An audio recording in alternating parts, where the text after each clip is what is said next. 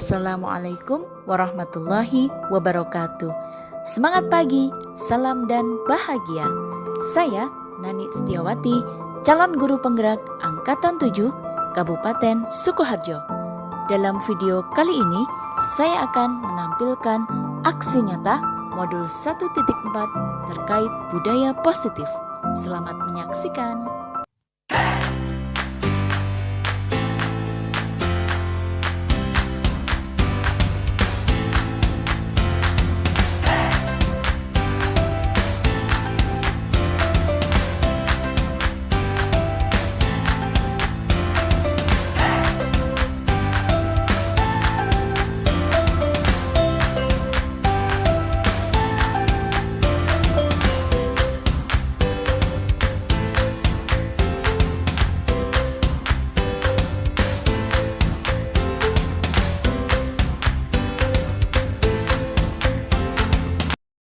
Menerima segala informasi.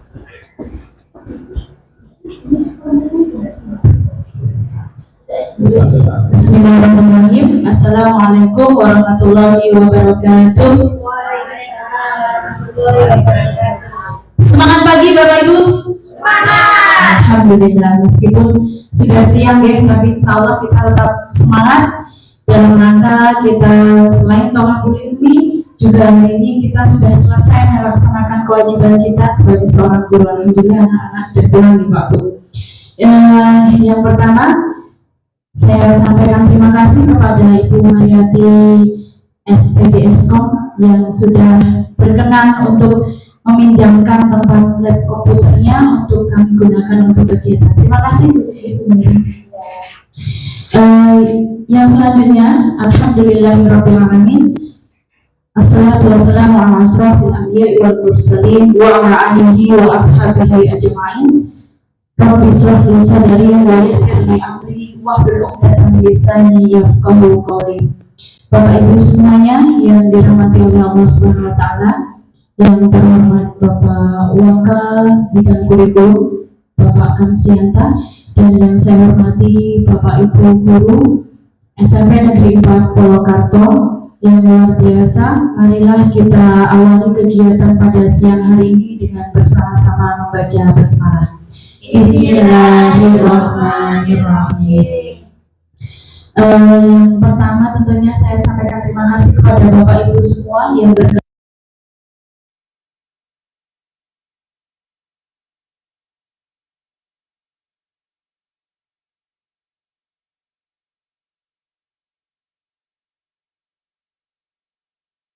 positif. Kita lebih ke fokus kepada keyakinan kelas. Yang pertama, salam dan bahagia Bapak Ibu semua, guru SMP Negeri 4 Purwokerto. Berikut saya adalah Nani Setiawati, sarjana pendidikan Islam. Saya di sini adalah calon guru penggerak Angkatan 7 Kabupaten Sukoharjo. Di sini saya akan menyampaikan aksi nyata modul 1.4 yaitu terkait budaya positif, di mana modul 1.4 ini dikembangkan oleh Bapak Ibu Andri Nur Cahyani SPD MS, kemudian Dia Sansiati Rajasa MSc, dan Dr. Murti Ayu Wijayanti MPD. Bapak Ibu yang dirahmati oleh Allah Subhanahu wa taala, komitmen belajar kita hari ini adalah yang pertama, mohon kepada Bapak Ibu guru untuk bisa hadir seutuhnya, dalam arti bisa mendengarkan dengan baik, memahami dengan baik pemaparan materi yang insya Allah nanti akan saya sampaikan kurang lebih 60 menit ke depan. Selanjutnya kita mari sama-sama Bapak Ibu menghargai waktu bersama. Saya sangat memahami kesibukan Bapak Ibu semua, dan juga kita sangat memahami dan sangat menghargai bagaimana waktu itu terus berputar. Maka mari Bapak Ibu kita manfaatkan waktu dengan sebaik-baiknya di kesempatan pada siang hari ini. Selanjutnya Bapak Ibu, kalau memungkinkan, jika memungkinkan, mohon kepada Bapak Ibu untuk berkenan membuat catatan ataupun membuat rengengan, bisa melalui tulisan maupun dengan melalui HP, monggo. terkait dengan materi yang insya Allah nanti akan saya sampaikan. Dan selanjutnya nanti apabila ada gangguan kendala teknis itu sifatnya biasa, dan tentunya saya mohon maaf sebesar-besarnya apabila nanti dalam penyampaian mungkin ada sedikit kendala ataupun kurang lancar. Nah, untuk hari ini Bapak Ibu, harapan kami sebagai tugas dari guru penggerak adalah guru memahami pentingnya mengetahui kebutuhan belajar lingkungan yang memfasilitasi seluruh individu di sekolah agar dapat meningkatkan kompetensinya secara aman dan nyaman. Yang kedua, guru mampu menggerakkan komunitas sekolah untuk bersama-sama mengembangkan dan mewujudkan visi sekolah yang berpihak pada murid dan berlandaskan nilai-nilai kebajikan.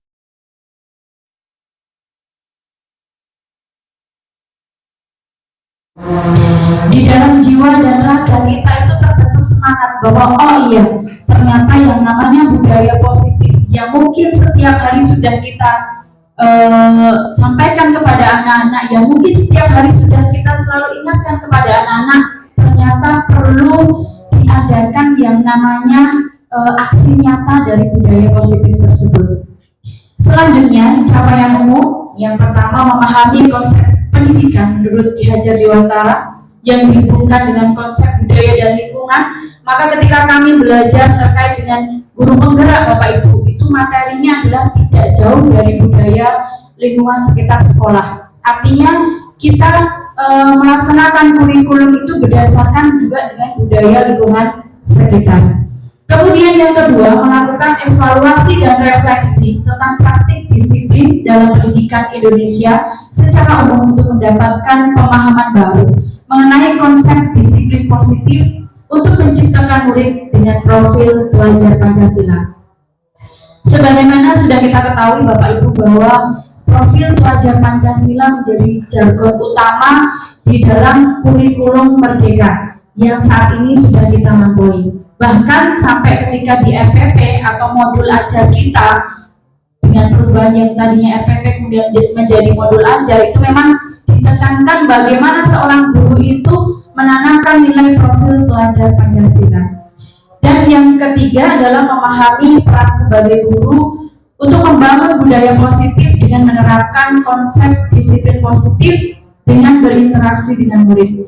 Bapak Ibu, dari materi yang saya dapatkan, ternyata selama ini mungkin kita lebih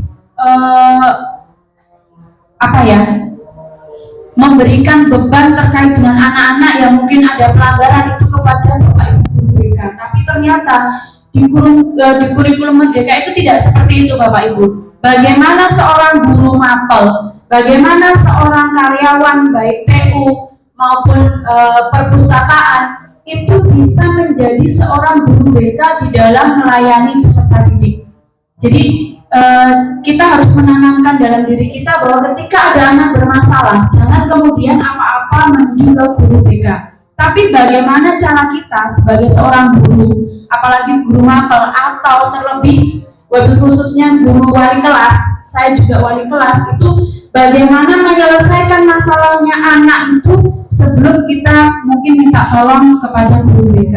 Jadi disiplin positif ini sangat penting dan mempunyai urgensitas yang cukup tinggi terkait dengan pembentukan akhlak pribadi siswa. Kemudian sekarang ngapunten Bapak Ibu, di sini saya mau bertanya, coba Bapak Ibu, menurut Bapak Ibu mau pendapatnya Bapak Ibu guru. Menurut Bapak Ibu, apakah hukuman itu dapat mendisiplinkan anak, Pak Bu? Coba kepada Bu Ati, menurut Bu Ati, apakah hukuman itu bisa mendisiplinkan anak menurut Bu Ati? Menurut saya, hukuman memang dapat mendisiplinkan anak. Mungkin yang pertama anak akan takut, ya, akan takut. Tapi lama-kelamaan ketakutan itu akan menjadi sebuah kebiasaan. Dan kebiasaan yang positif itu sangat bagus untuk membentuk kedisiplinan anak, terutama adanya hukuman, tapi hukuman yang di sini sangat mendidik gitu. Baik, terima kasih kepada Bu Ati. Tetap setuju ada hukuman, tetapi hukuman yang mendidik luar biasa di dalam mendisiplinkan seorang anak. Mungkin ada pendapat lain. Bu Suryani, menurut Ibu, ketika anak berbuat salah itu apakah langsung harus dihukum? Kamu salah, kamu harus membersihkan kamar mandi, atau bagaimana Bu Suryani kalau menurut Bu Suryani?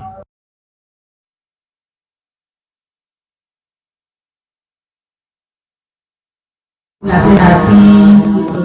Jadi jangan sampai anak menjadi dendam karena gitu. Baik, luar biasa dari Bu Suryani. Bahwasanya kita lebih ke nasihat, jangan kemudian langsung menghukum. Sebenarnya itu ada kolerasi dengan jawaban Bu Ati bahwa yang hukuman itu maksudnya hukum yang mendidik supaya memberikan efek jelas seperti itu, tapi melalui dengan cara nasihat seperti itu ya Bu ya. Mungkin nanti diambil konsekuensi dan sebagainya. Baik, nah yang kedua Bapak Ibu, pemberian hukuman dengan hal positif seperti membaca atau membersihkan halaman sekolah itu meningkatkan disiplin anak. Kira-kira iya atau enggak Bapak Ibu? Bisa jadi deh Pak Bu, dengan ketika daripada kemudian kita menghukum fisik, ya mungkin anak-anak suruh push up ataupun apa, itu kira-kira kemungkinan lebih untuk meningkatkan disiplin seperti itu ya Pak Bu, daripada dengan hukuman fisik. Kemudian yang ketiga, memberikan penghargaan dapat meningkatkan motivasi belajar peserta didik. Nah, ini sesuatu yang menarik ketika saya temukan di guru penggerak itu Bapak Ibu. Jadi ternyata yang namanya penghargaan, ketika kita memberikan penghargaan itu menimbulkan dua sisi yang berbeda. Ada seorang siswa yang ketika diberikan penghargaan kemudian dia akan menambah motivasi untuk saya harus bisa meningkat lagi. Ternyata ada di sisi lain itu seorang anak yang diberikan penghargaan yang mungkin tidak sebagaimana mestinya, itu justru akan melemahkan seorang anak. Nah itu sisi menarik yang saya temukan di dalam materi guru penggerak ini. Nah, sekarang kita akan bahas Bapak Ibu, yaitu disiplin positif dan nilai-nilai kebajikan universal. Kita ketahui bahwa SMP Negeri 4 Purwokerto itu pasti punya visi misi sekolah, yang dimana visi misi sekolah itu pasti berisi dengan nilai-nilai kebajikan universal. Artinya tidak ada sekolah manapun yang menginginkan nilai-nilai yang buruk, itu saya yakin tidak. Nah, pertanyaannya bagaimana kita menumbuhkan karakter nilai positif, budaya positif anak itu di sekolah kita. Misal visi misi sekolah kita itu mencintai atau berwawasan lingkungan. Bagaimana cara kita menumbuhkan kesadaran anak agar mereka selain dengan berwawasan lingkungan, menjaga lingkungan. Nah itulah yang perlu kita perbaharui. Mungkin ada cara-cara yang terbaru, mungkin ya kita harus belajar untuk itu. Bagaimana, apakah kita hanya geretai anak? Nah ternyata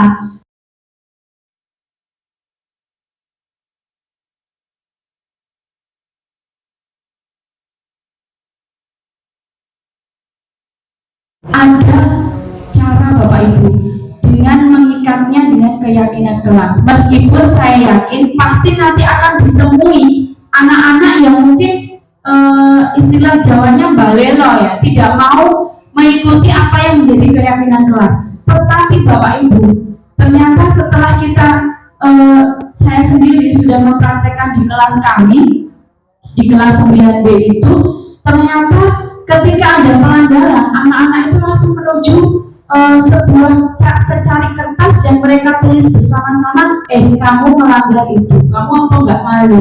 Jadi mereka saling mengingatkan diri masing-masing. Misalnya kasusnya Mas Slamet Rahayu yang ketika itu jarang masuk. Kemudian ketika kami membuat keyakinan kelas, ternyata Mas Slamet itu saya akan berusaha masuk. Jadi dia sendiri yang kamu janji sendiri, kamu menulis sendiri. Dan alhamdulillah kalau saya lihat perkembangan Mas Slamet Rahayu ini, ternyata dia sudah jarang tidak masuknya. Alhamdulillah Bapak Ibu, mudah-mudahan bisa istiqomah. Mudah-mudahan salah satu penyebabnya itu salah satunya adalah pembentukan keyakinan kelas. Nah, sekarang Bapak Ibu, kita harus merubah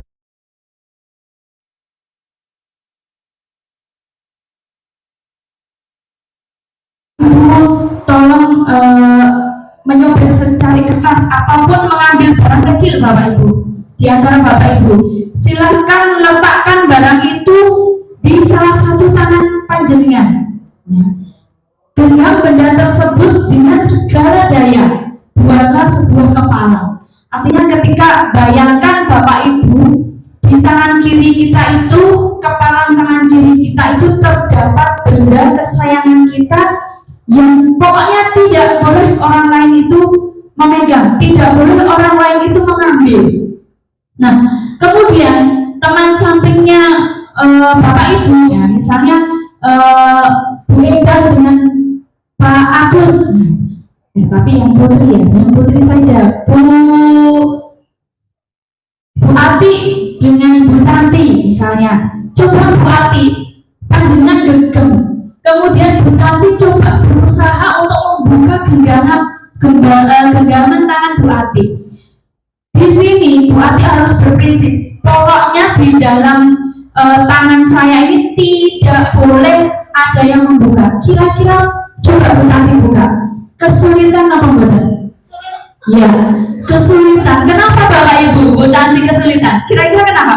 Karena Bu Ati tidak, iya, Bu Ati mempertahankan dan tidak mengizinkan siapapun untuk membuka genggaman tangan tersebut.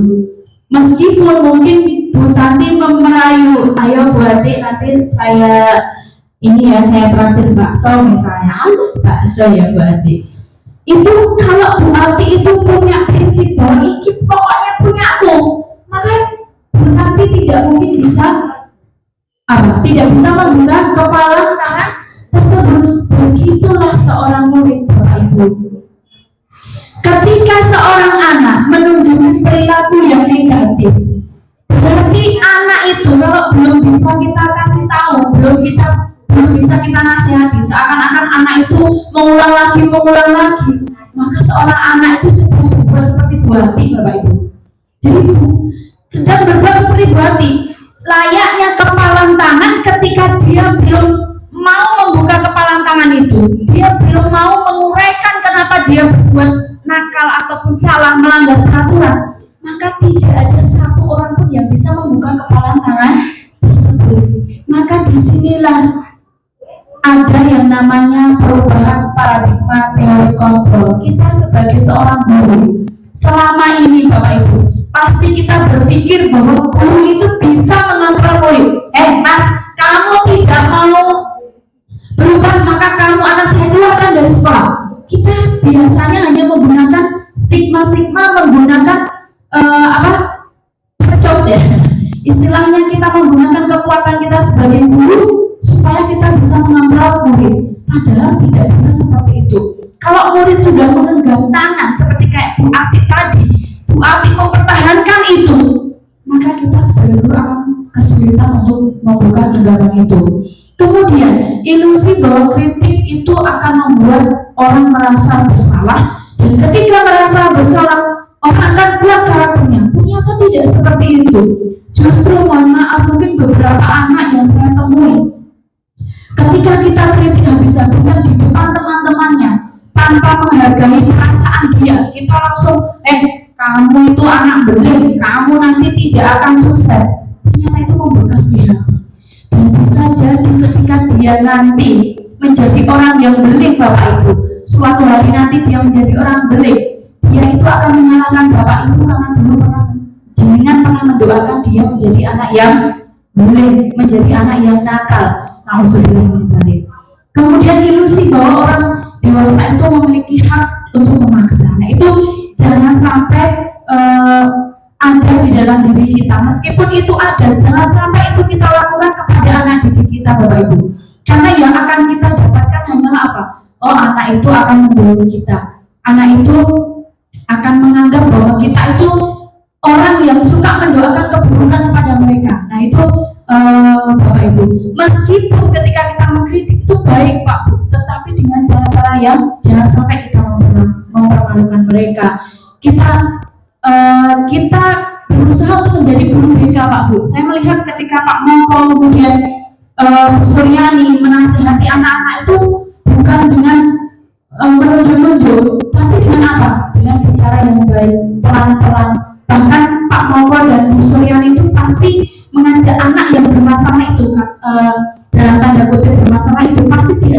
lingkungan yang lain, di mana tidak ada guru maupun murid selain anak yang sedang ada masalah. Nah itu luar biasa. Seandainya kita bisa seperti itu ketika kita menemui anak yang mohon maaf mungkin berbuat ulah di kelas, kemudian kita telateni dengan seperti itu, saya yakin kita akan menjadi sebaik-baik seorang guru. Bukan hanya guru yang dicintai, bukan hanya guru yang disayangi, tetapi guru yang akan dijadikan tempat, oh ternyata saya dulu berubahnya menjadi baik itu karena Bu itu, karena Pak itu yang menasehati saya. Pada saat itulah anak itu melepaskan genggaman tangannya Pak Bu, mau kita pegang, mau kita genggam untuk kita bawa menuju jalan kebaikan. Nah, ini adalah disiplin positif Pak Bu. Jadi teori kontrol atau teori pilihan Dr. William Blaise. Anda tidak bisa mengontrol orang lain, hanya Anda bisa mengontrol diri Anda sendiri. Jadi kita itu tidak bisa mengontrol orang lain. Yang bisa kita lakukan apa Pak Bu?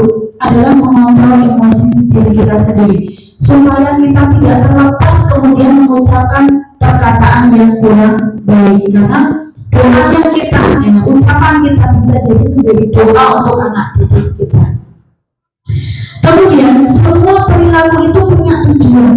Mereka itu punya yang namanya teori motivasi Pak Bu. Mohon maaf, misalnya saja ternyata ada salah satu murid dulu Bu Suryani, kalau masih ingat, Mas Aan. Ya, Mas Aan itu luar biasa seperti itu. Ternyata selama ini dia itu pengen diberikan penghargaan, diberikan perhatian. Sedikit cerita Pak Bu, dulu di kelas 9 yang namanya Mas Aan itu, di antara teman-temannya itu sudah berusaha untuk menghias kelas. Nah, si Aan ini hanya terlihat nganggur, akhirnya dibenci oleh teman-temannya. Kamu itu Aan ngapain? Kamu itu punya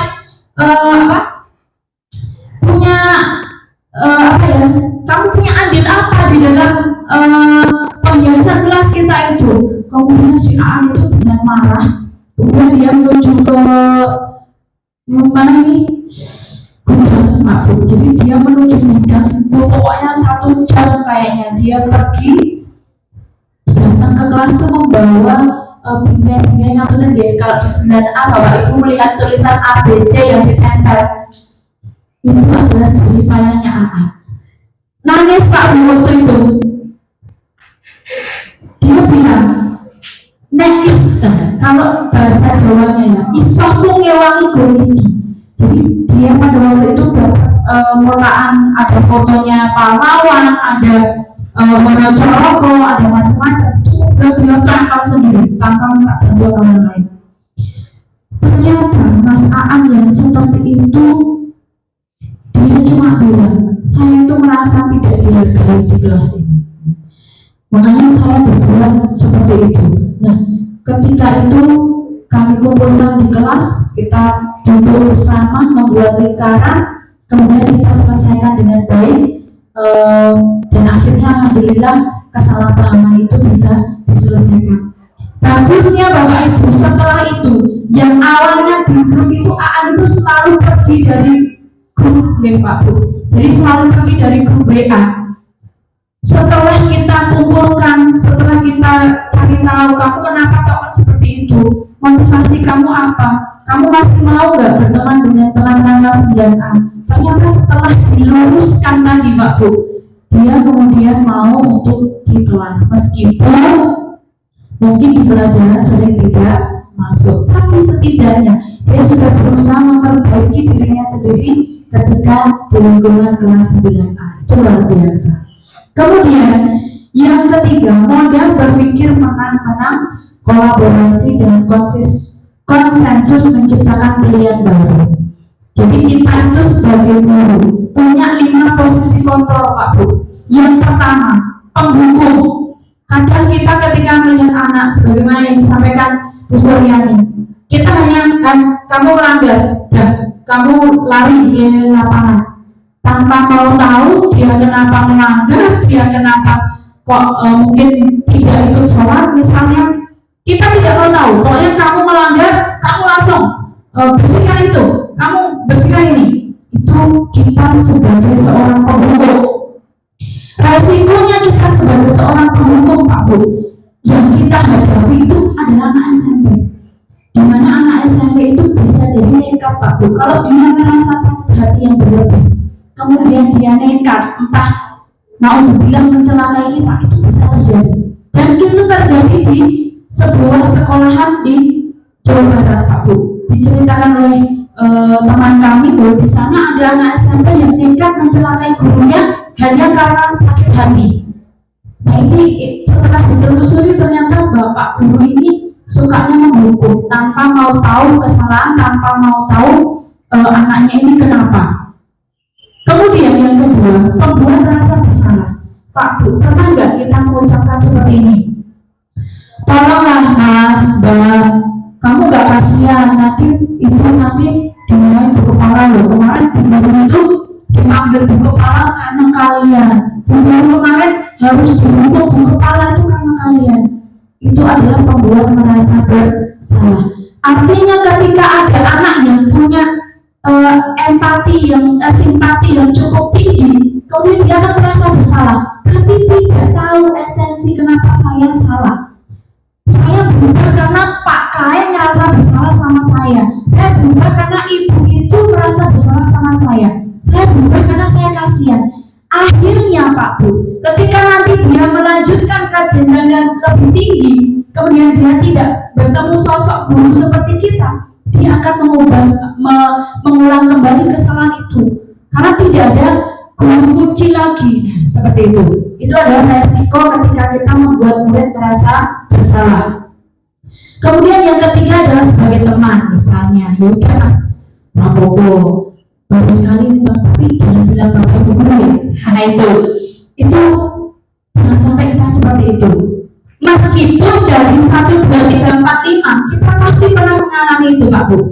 Tapi itu manusiawi kalau hanya sesekali. Tetapi jangan sampai kita kemudian setiap hari melakukan itu. Yang keempat adalah memantau.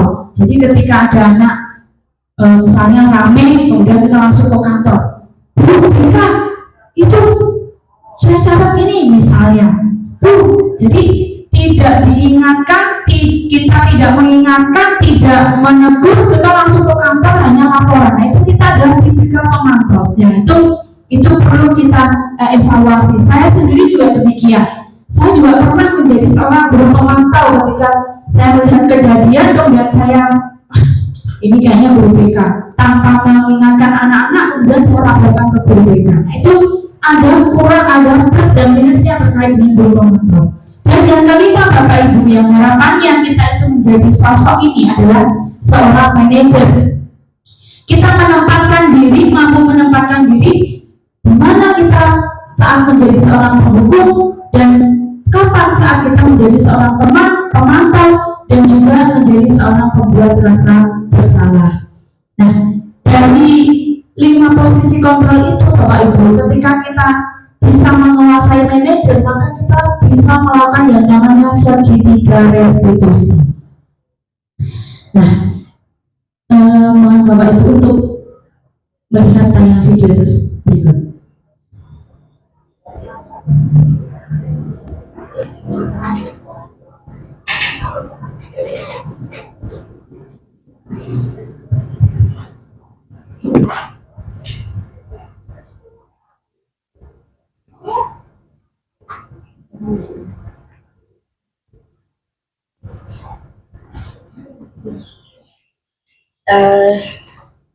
Saya kira tidak perlu sound, tidak apa-apa nih Pak.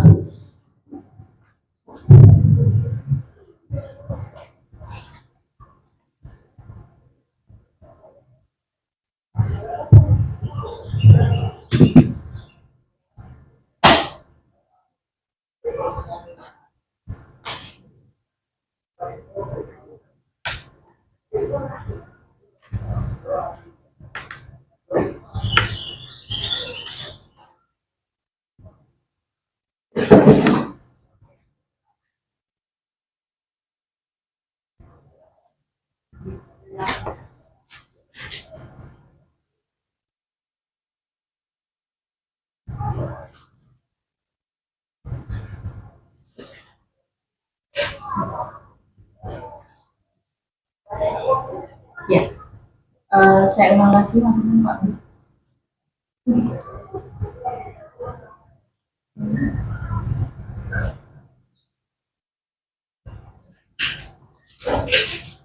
Jadi di sini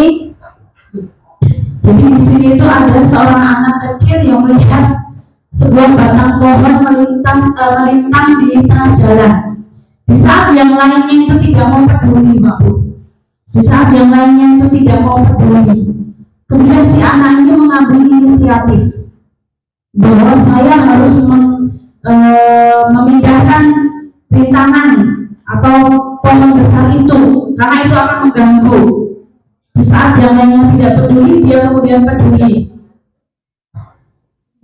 Nah, akhirnya dari apa hal kecil yang dia lakukan, seorang anak kecil yang mungkin secara kekuatan itu tidak bisa seperti kita, artinya jauh di bawah kita.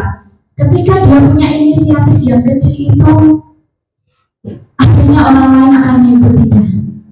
Akhirnya terangkatlah beban atau pohon yang menghalangi jalan.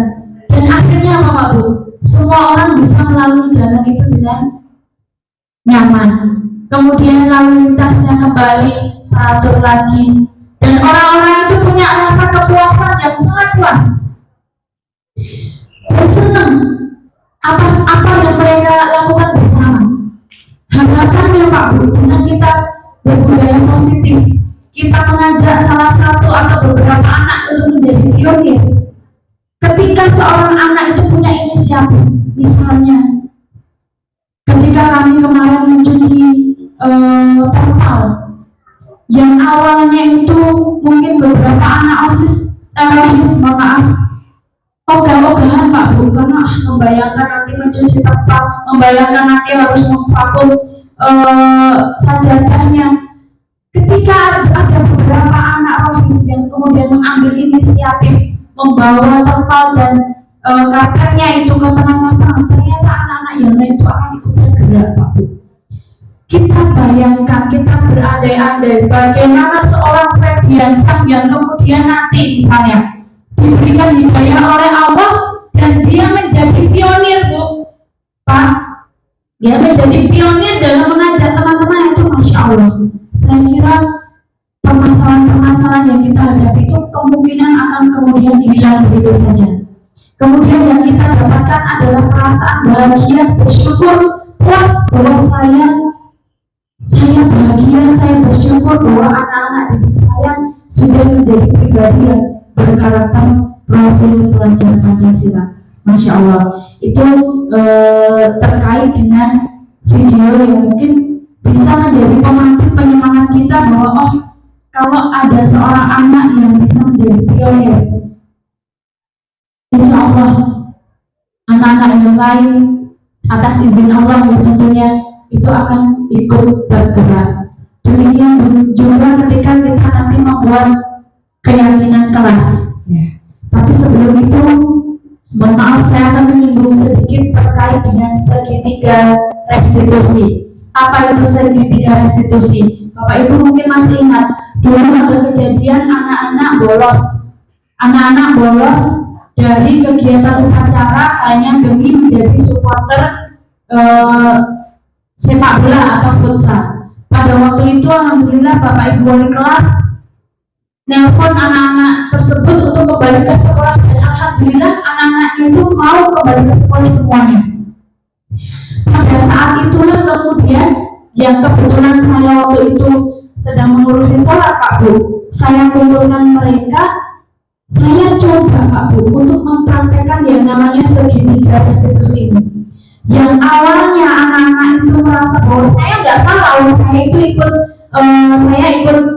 ini kok, saya ikut jadi supporter lomba, saya juga sudah diizinkan Bapak kesiswaan dan sebagainya, Bapak Ibu guru merasa sudah diizinkan, saya tidak merasa bersalah. Tapi ketika saya kembali menanyakan kepada mereka, coba kamu tidak merasa bersalahnya itu dengan mungkin beberapa Bapak Ibu guru yang mengizinkan, atau kamu tidak merasa bersalah karena sudah melanggar peraturan sekolah? Kemudian mereka ketika kami ajak diskusi dengan sistem segitiga restitusi ini, ternyata akhirnya mereka perwakilan mau meminta maaf secara langsung kepada pihak sekolah. Meskipun hanya minta maaf Pak Bu, tapi menurut saya ketika seorang anak mau meminta maaf, berarti sudah ada rasa bersalah di hati mereka. Ketika sudah ada rasa bersalah Pak Bu, yang namanya konsekuensi yang mungkin mau kita berikan, bentuknya apapun, saya punya keyakinan pasti akan dilakukan dengan tujuan mereka ingin menjadi lebih baik lagi. Dan akhirnya anak-anak itu yang kebetulan pada waktu itu bolosnya banyak yang kelas 9 dan kelas 8, setelah merasa bersalah kemudian berjanji kemudian tidak mengulangi yang namanya bolos terkait dengan hanya menonton liga di sekolah, dan itu mereka sadar diri bukan karena didukung oleh pihak sekolah. Nah itu segitiga restitusi. Nah kita bisa membantu, jadi kita sebagai seorang guru itu bisa menjadi guru BK seperti usianya dan Pak Moko. Bagaimana kita menjembatani anak-anak ketika menemukan salah mereka, bagaimana menjembatani anak-anak supaya mereka menemukan seharusnya mereka itu menjadi seperti apa. Nah itu luar biasa. Mudah-mudahan kita sebagai bapak ibu guru diberikan kekuatan, kesabaran Allah Subhanahu wa Ta'ala untuk menjadi guru yang bisa menjadi teladan kepada murid-murid kita. Nah, yang terakhir ini adalah praktek segitiga restitusi kami Pak Bu, sebagai bentuk aksi nyata dari penerapan segitiga restitusi. Mohon maaf ini karena soundnya tidak jelas, terpaksa tidak menggunakan sound system untuk audionya. Nah, jadi ini kegiatannya, ngapunten Bu Mariati. Jadi kemarin kami mengambil setting, salah satunya adalah ketika belajar komputer, karena saya melihat ternyata ada beberapa anak yang lolos ketika mengikuti pelajaran TIK. Ada beberapa anak yang pada waktu itu tidak mengikuti kelas di rumah dia.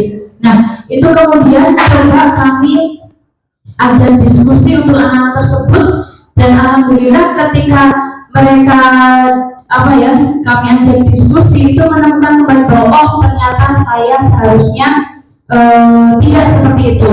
Nah ini yang pertama Bapak Ibu ngapunten, ini tidak ada audionya. Yang harus kita lakukan itu adalah menstabilkan identitas, menyampaikan kepada mereka bahwa manusia itu pasti punya salah, karena kita sendiri pun punya salah.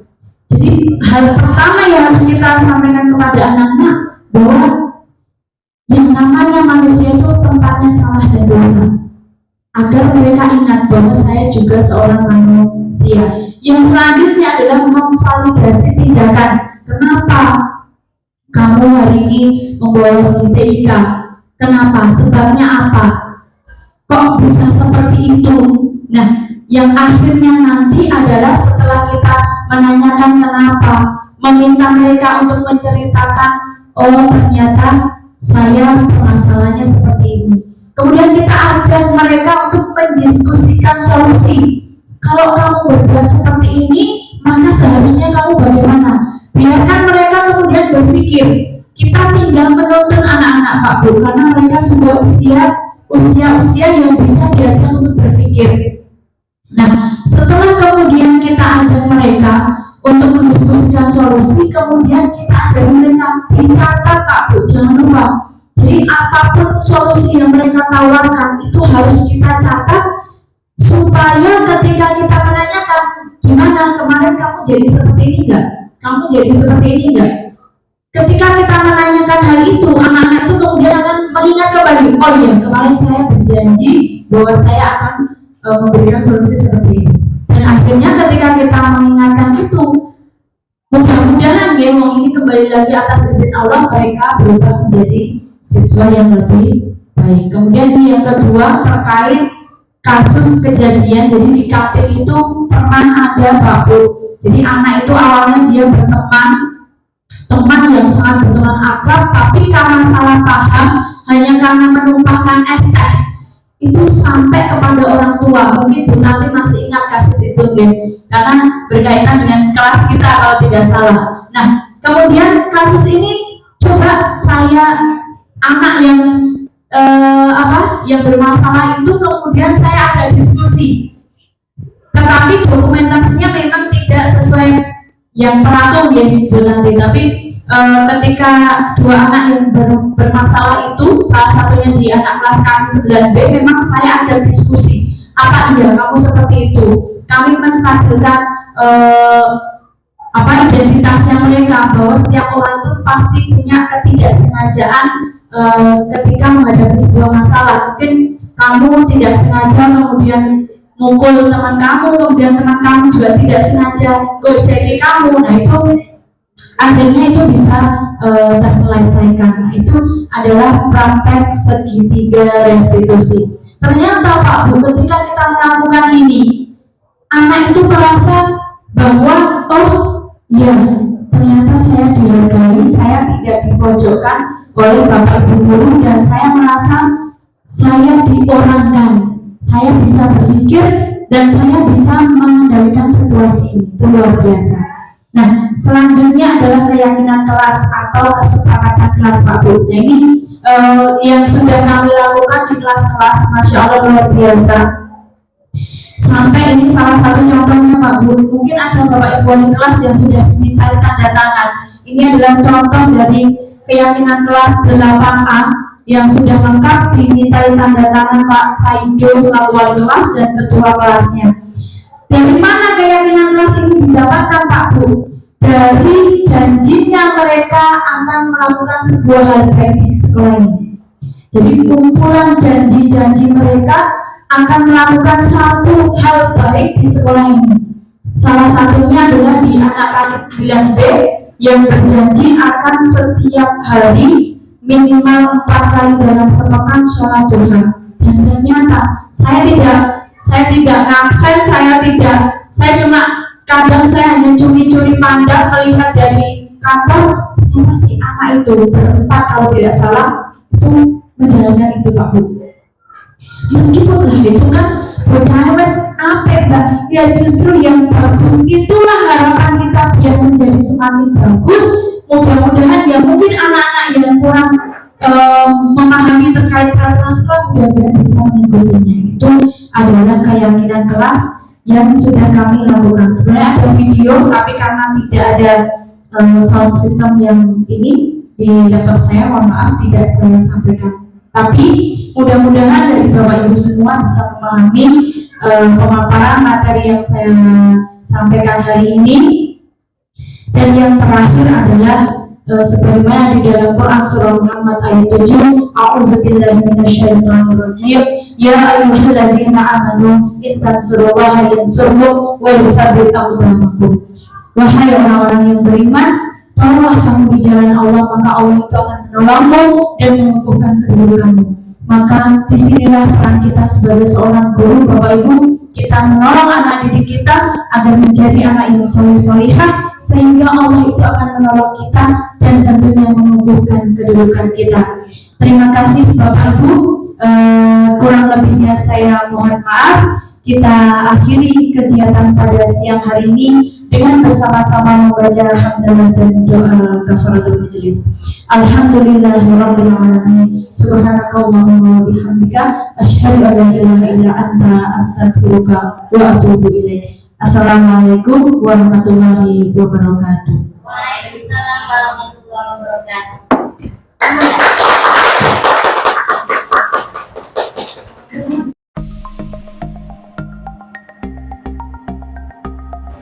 Ya, Mbak Cici, Mbak Kusnul, tadi Nurani mendengar dari Guru Piket, katanya kemarin kalian bolos pelajaran TIK, apa betul? Betul tuh, tapi bukan cuma kami, yang lainnya juga ikut loh Bu. Oke, baik. Di sini Bu Nani tidak mau mencari siapa yang salah, siapa yang benar, karena setiap orang itu pasti punya kesalahan dan setiap orang itu pasti punya kelebihan. Sepakat ya? Sepakat. Nah, sekarang Bu Nani mau tahu kira-kira apa sih penyebabnya kemarin kalian bisa bolos? Kalau saya kurang sampai sini, kelas saya biar kompak, Oh begitu, biar kompak dan juga rumah kamu juga dengan Cici. Kalau Mbak Cici kenapa? dia pelajaran TK juga udah selesai. Oke, karena pelajaran TIK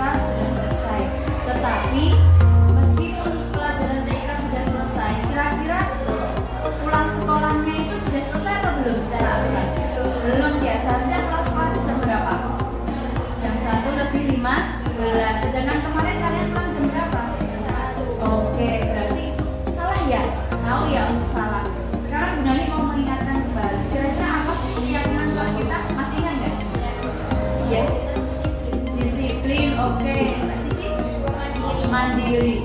Bagaimana sih orang yang disiplin itu dan bagaimana orang yang mandiri itu?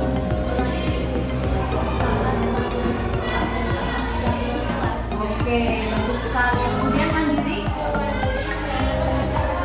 Nah, betul sekali. Ketika kalian sudah memahami keyakinan kelas itu, dua itu, kira-kira perbuatan kalian kemarin lolos itu salah atau benar? Salah. Kira-kira apa yang akan kalian lakukan untuk menebus kesalahan itu? Ya, kemudian ke Bu Mariati harusnya apa yang dilakukan? Ya, betul. Kalian siap untuk meminta maaf? Ya. Kalian siap untuk tidak mengulangi? Dan kalian siap mengajak teman-teman yang lain? Ya, Bu Guru sangat menghargai usaha kalian. Mudah-mudahan istiqomah dan nanti akan Ibu pantau perkembangan kalian. Ya, terima kasih ya. Dari kegiatan konstitusi, saya merasa dihargai dan tidak dipojokkan meskipun saya bersalah. Saya bisa mencari jalan keluar masalah saya sendiri, memperbaiki diri, dan mengajak teman-teman untuk memperbaiki dirinya. Terima kasih Bu Nani. Mas Vero, Mas Vicky dan Nana. Tadi Bu Nani mendengar dari guru piket, katanya kalian bertengkar. Apa betul? Ya, tenang dulu ya. Topinya ditaruh dulu. Ya, baik. Di sini Bu Nani tidak akan mencari siapa yang salah, siapa yang benar, karena semua orang itu pasti punya kesalahan. Sepakat ya? Manusia itu tempatnya salah. Tapi setiap orang yang punya kesalahan itu pasti bisa diperbaiki. Kalian mau memperbaiki hari ini? Ya, baik. Sekarang coba ceritakan sebenarnya ada apa? Tadi bukti kali saya langsung bercanda. Iya. Langsung membayarnya si Mas Vicky. Si Mas Vicky langsung pukul saya. Padahal saya udah minta maaf dia. Tadi kan pukul saya. Iya. Kamu gimana? Kamu karena dia nyolot minta maafnya. Iya. Ya, awalnya kamu marah karena minuman kamu tumpah seperti itu. Ya, baik. Berarti dalam hal ini kalian ada kesalahpahaman. Tapi tahu ya Mas Vicky ya sekarang ya bahwa Mas Vero tadi tidak sengaja, tahu ya? Cuma marahnya tadi karena nyolot. Ya, kemudian Mas Vero tambah marah karena dia tadi mukul. Tapi kamu sadar ya tadi agak nyolot ketika minta maaf ya. Ya, berarti di sini kalian ada kesalahpahaman. Sekarang Bu Nani mau tanya, kalian masih ingat nggak keyakinan kelas kita apa? Apa? Bertanggung jawab sama? Menghargai orang lain. Baik, Bu Nani mau tanya ke Mas Vero, apa makna menghargai orang lain itu? Menghargai orang lain seperti menghargai perasaan. Ya, menghargai perasaan. Bagaimana bertanggung jawab itu? Ya, mau bertanggung jawab, mengakui kesalahan. Ketika kalian tahu keyakinan kelas itu, kira-kira perbuatan kalian hari ini itu melanggar nggak? Melanggar ya? Berarti kira-kira apa yang mau kalian lakukan? Tidak akan mengulangi. Ya, minta maaf dengan tulus hati. Kemudian Mas Vicky memaafkan atas kesalahpahaman hari ini ya. Betul. Berarti kalian sudah memahami itu. Silakan kalian minta maaf. Maka itu sudah membayarnya. Ya, sama-sama. Ya, baik. Mudah-mudahan persahabatan kalian kekal, istiqomah, dan ingat dua keyakinan kelas tadi apa? Menghargai orang lain dan bertanggung jawab. Alhamdulillah. Terima kasih ya. Dari kegiatan itu saya pernah dihargai dan dipojokkan walaupun saya salah. Saya bisa mencari jalan keluar dari masalah saya dan memperbaiki diri. Dan meminta maaf pada sahabat saya dengan tulus. Terima kasih Bu Nani. Terima kasih Bu Nani.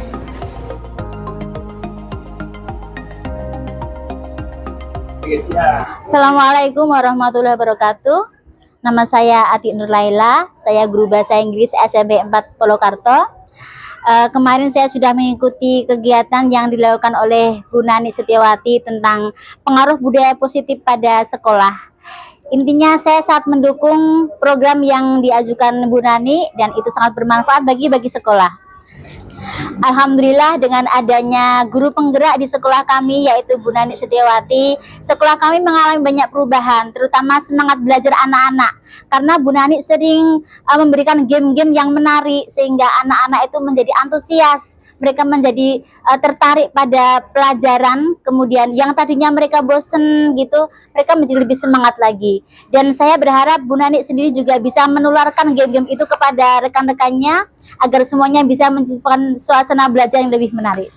Dan saya berharap program-program yang lain kaitannya dengan budaya positif akan selalu dijalankan lagi, ditambah, dan semangat untuk Bu Nani. Saya dukung terus dan semoga sukses selalu. Wassalamualaikum warahmatullahi wabarakatuh. Selamat siang, perkenalkan nama saya Endang Setiawati, saya guru PPKN SMP Negeri 4 Polokarto. Tadi saya sudah mengikuti sosialisasi budaya positif dari guru penggerak Bu Nani Setiawati, dan saya sangat setuju dengan budaya positif yang diterapkan Bu Nani di sekolah. Semoga kedepannya dapat diterapkan lagi budaya positif dan sukses terus untuk Bu Nani. Alhamdulillahirabbil alamin, setelah adanya guru penggerak Bu Nani Setiawati di sekolah kami, muncul model-model pembelajaran yang semakin memberikan semangat kepada anak-anak di SMP Negeri 4 Polokarto, menjadi semakin bervariasi sehingga anak-anak tidak bosan selama pembelajaran di sekolah. Terima kasih.